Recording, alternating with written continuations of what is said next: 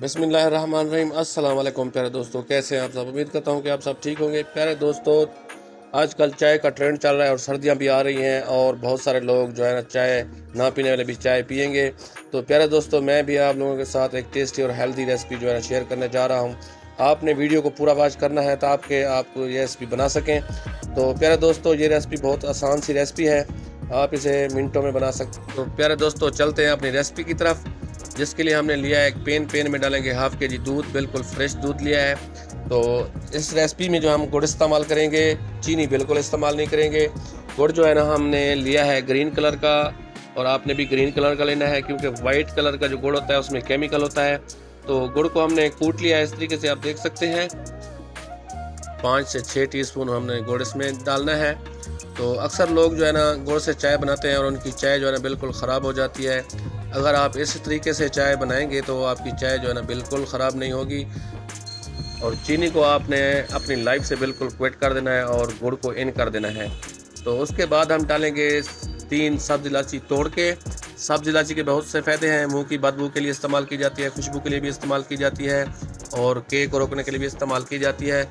तो उसको हम मिक्स करेंगे। उसके बाद हम इसमें डालेंगे अदरक। तो अदरक के भी बहुत सारे फ़वाइद हैं जो बहुत कम लोग जानते हैं। पेट के मसाइल, मोटापा, गैस, जोड़ों का दर्द और भी बहुत सारे फ़ायदे हैं इसमें।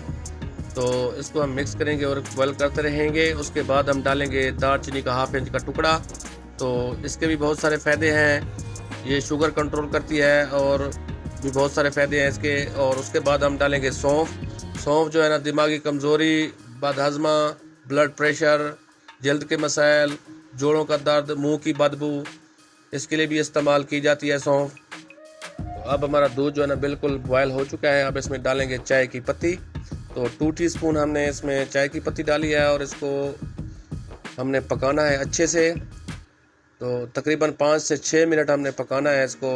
जब जितना आप इसे ज़्यादा पकाएंगे तो उतनी चाय हमारी टेस्टी बनेगी। आप देख सकते हैं, हमारी चाय का कलर चेक करें। अगर इसी दौरान हमारी वीडियो और हमारी रेसिपी आप लोगों को अच्छी लग रही हो तो चैनल को सब्सक्राइब करें और वीडियो को लाइक करें, और अगर हो सके तो अपने दोस्तों के साथ भी शेयर करें अगर हमारी रेसिपी अच्छी लगे तो, वरना आप लोगों की मर्ज़ी है। तो प्यारे दोस्तों, आप देख सकते हैं कि हम आपके सामने चाय बना रहे हैं और हमने इसमें गुड़ डाला है। तो हमारी चाय जो है ना बिल्कुल ख़राब नहीं हुई। और आप देख सकते हैं चाय जो हमने बाद में डाली है और जो चाय का कलर है, आहिस्ता आहिस्ता चाय का कलर तेज़ होता जा रहा है।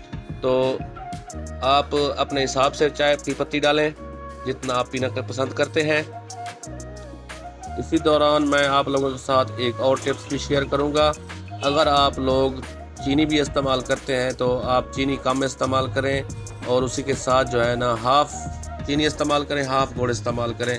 जब आपकी चाय बन जाए, बिल्कुल तैयार हो जाए, तो तब आपने जाके ना गुड़ डालना है।